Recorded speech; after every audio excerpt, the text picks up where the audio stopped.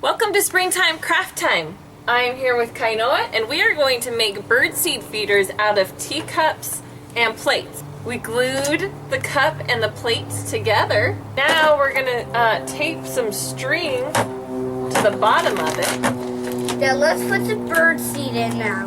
No, it's not ready for birdseed. You can't jump from point A to point D. No cutting corners. No cheating. Do you cheat?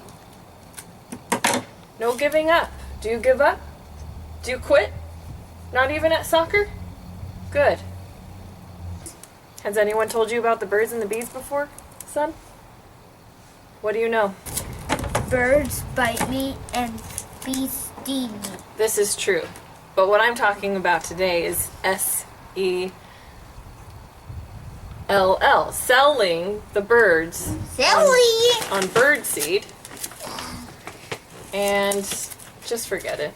See how that's gonna hang on the tree? And the birds are gonna fly down and oh, thank you, Kainoa, for the birdseed. This is delicious.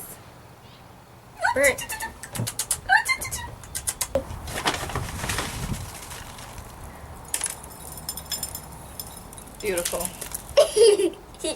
Now there's gonna be birds all over our porch.